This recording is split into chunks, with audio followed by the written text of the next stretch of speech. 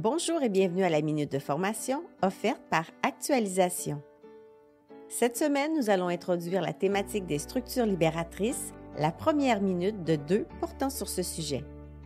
L'objectif de cette minute est de se familiariser avec les structures libératrices afin de mieux structurer les interactions et maximiser la collaboration dans son organisation. Au travail, nous utilisons souvent des structures conventionnelles pour guider nos interactions avec nos collègues et organiser la façon dont nous collaborons en groupe. Ces structures comprennent entre autres les présentations, les réunions standards sous forme de discussions dirigées, les comptes rendus, les séances de remue-ménage et les discussions ouvertes. Les structures conventionnelles sont définies par 5 éléments qui sont souvent rigides et permettent peu de flexibilité.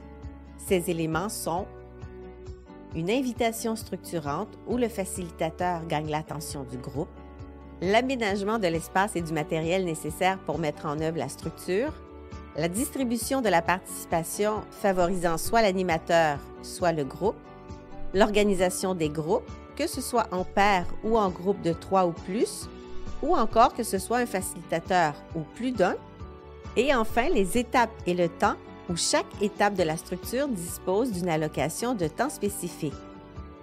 Souvent, les structures conventionnelles sont dirigées par une seule personne et peuvent être trop relâchées, trop inhibitrices ou encore désorganisées, de sorte qu'elles freinent la créativité, l'innovation, l'engagement et la productivité et génèrent souvent des sentiments de frustration parmi les employés. En revanche, les 33 structures libératrices créées par Henry Lipmanowicz et Keith McCandless, à partir de variations des 5 éléments des structures conventionnelles, permettent d'inclure et d'impliquer toutes les personnes plutôt qu'une seule. Elles distribuent ainsi le contrôle des échanges à tous les participants, peu importe la taille du groupe. Cela a pour effet de promouvoir l'engagement, la productivité, la créativité, l'innovation, la collaboration et la participation des employés. En mettant en œuvre ces structures plus souvent, vous apprendrez au fil du temps lesquelles vous préférez et comment vous préférez les faire fonctionner. Dans notre prochaine capsule, les structures libératrices, l'exemple 1, 2, 4 tous, partie 2, nous explorerons un exemple d'une des 33 structures libératrices. Soyez des nôtres.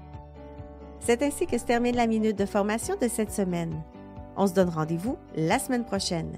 Pour en savoir plus sur nos programmes de formation, visitez notre site internet actualisation.com ou contactez-nous au 1-877-688-0101. Actualisation, formation et conseils depuis 1970.